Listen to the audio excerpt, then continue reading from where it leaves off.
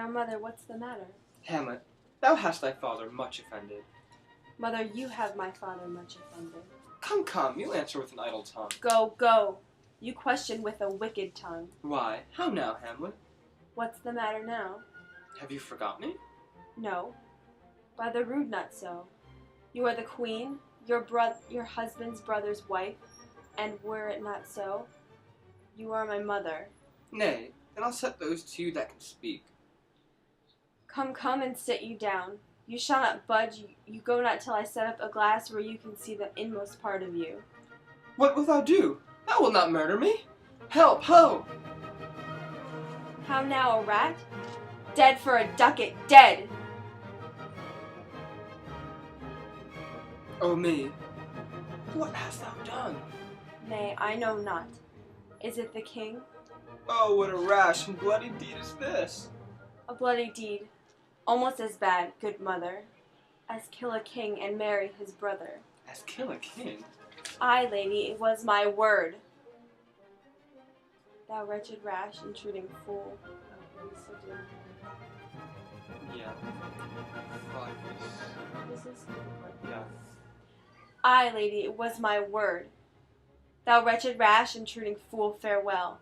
I took thee for thy better, take thy... Well, maybe at this line you should be a little more calm, because you're kind of self-reflecting and talking to ponies, and not necessarily yelling at your mother. Okay, so like... Alright. Aye, lady, it was my word. Thou wretched, rash, intruding fool, farewell. I took thee for thy better. Well, maybe at that line you should be a little more calm, because you're not necessarily yelling at your mother there. You're kind of talking to the dead pony as kind of self-reflective. Okay, so like I'll pause a little more. Yeah. Like having a change. Change Like a tone, brief change, like yeah. go flip-flop. Yeah. Sorry, I get it. Aye, lady, it was my word. Thou wretched, rash, intruding fool, farewell. I took thee for thy better. Take thy fortune. Thou findest to be too busy in some danger. Leave wringing of your hands. Peace sit you down and let me wring your heart, for so I shall it be made of penetrable stuff. If dam and custom have not brazened it so, that it be proof and bulwark against sense. What have I done? What thou darest wag thy tongue and noise so rude against me? Such an act that blurs the grace and blush of modesty, calls virtue hypocrite, takes off the rose from the fair forehead of an innocent love and sets a blister there, makes marriage vows as false as dicer's oaths. Oaths, as such a deed from the body of contraction plucks the very soul, and sweet religion makes a rhapsody of words. Heaven's face does glow o'er the solidity and compound mass with heated visage. Against the doom is the thought sick at the act. Ay me, what act, that roars so loud and thunders in the index? Look here upon this picture and on this, the counterfeit presentment of two brothers. See what a grace was seated on this brow. Hyperion's curls the front of Jove himself, and the eye like Mars to threaten and command. A station like the herald Mercury, new lighted on a heaven-kissing hill. A combination in form and deed where every god did seem to seat his seal to give the world assurance of a man. This was your husband. Look you now what follows. Here is your husband like a mildewed ear blasting with wholesome brother. Have you eyes? Could you on this fair mountain leave to feed a batten on this moor? Ha! Have you eyes? You cannot call it love, for at your age the heyday in the blood is tame. It's humble and waits upon the judgment, and what judgment would step from this to this? Sense sure you have, else could you not have motion, but sure that sense is so aplexed. For madness could not err, nor sense to ecstasy was ne'er so enthralled, but it reserves some quantity of choice to serve in such a difference. What devil was it that has cozened you at hoodman and blind?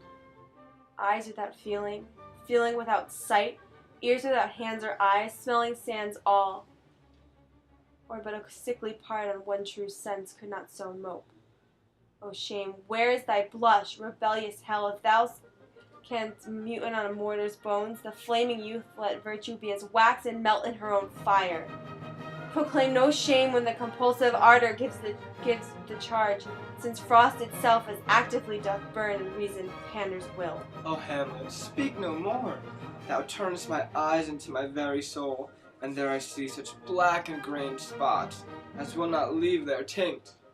Nay, but to live in the rank sweat of an enseamed bed, stewed in corruption, honeying and making love over the nasty sty? Oh, speak no more. These words like daggers enter my ears. No more, sweet Hamlet. A murderer and a villain, a slave that is not 20th part the tithe of our precedent lord, a vice of kings, a cutpurse of the empire and the rule, that from a shelf the precious diadem stole and put in his pocket. No more. A king of shreds and patches. So many. Where was I supposed to stop you?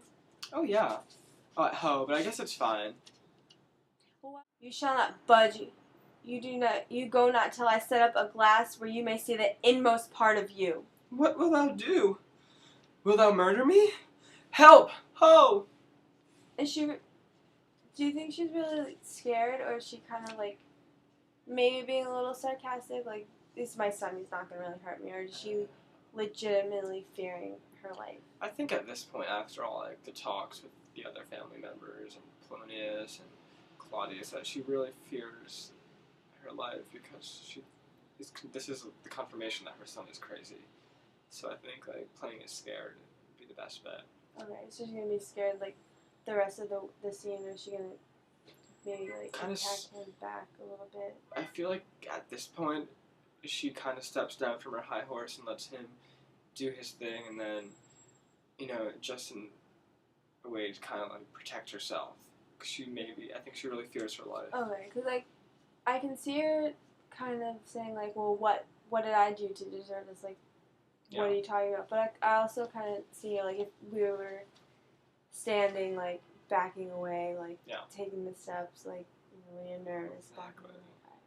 Okay, so she's scared at this point.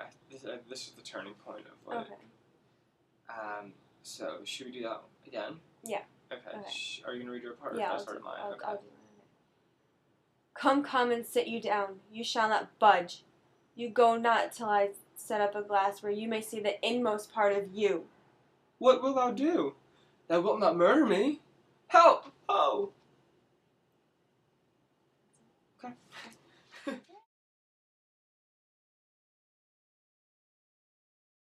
Because in the pen you can't see the dog, and it looks like you're touching yourself.